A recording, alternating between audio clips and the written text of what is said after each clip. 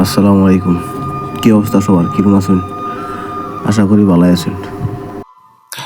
এত খালি মাংস খাইলে হইব, মাঝে মাঝে হুটকি মুটকি খাল লাগবো। এর লেগে আজকাল হয়েছি হুটকি রেসিপি। এটা একটু আমার স্টাইলে রাঁধছি, আপনারা দেখতে থাকুন।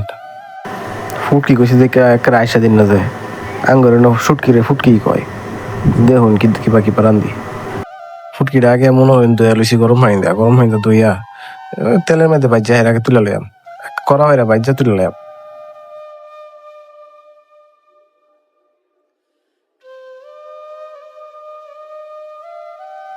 বাজা প্রায় শেষের দিকে করা হয় বাজা লাগবো। এই যখন তুলার ফালা তুলে থই দিলাম, এই তেলের মধ্যে মশলা টসলা দিয়ে কষানি শুরু করে দেন।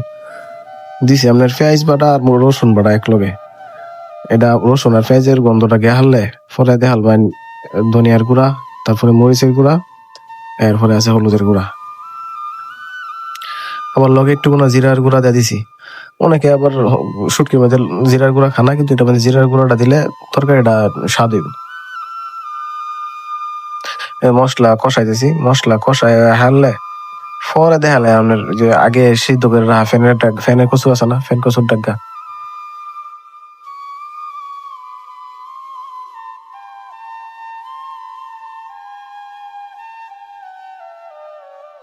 যে ফ্যান কচুর ডাগা আগে সিদ্ধ করে রাখছিলাম, এখন এটি দেখালাম।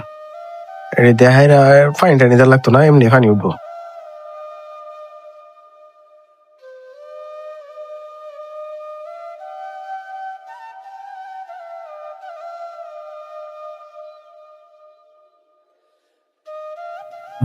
তো ফ্যান কচুর ডাগা আপনি সিদ্ধটা দেখাইরা মোটামুটি 15-20 মিনিট কষা লাগবো।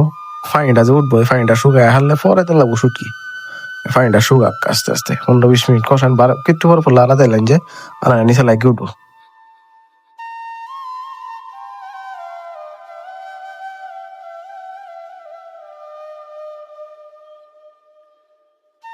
পানি শুকায় গেছে, বাইজা রাখা শুটকি তাহলে উঠে দেওয়া থয়ে দেন, খালি খালি উঠে ছিটা থয়ে দেবেন।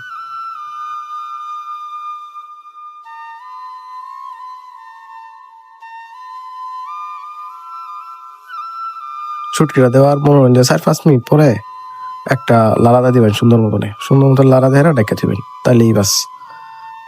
ডাইকা দিবেন আর 10-15-20 মিনিট, যতক্ষণ পর্যন্ত পানিটা ঠিকঠাক মতো না টানে।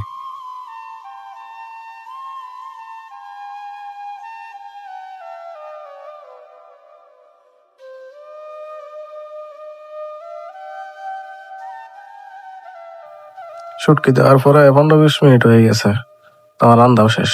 খুদা হাফেজ।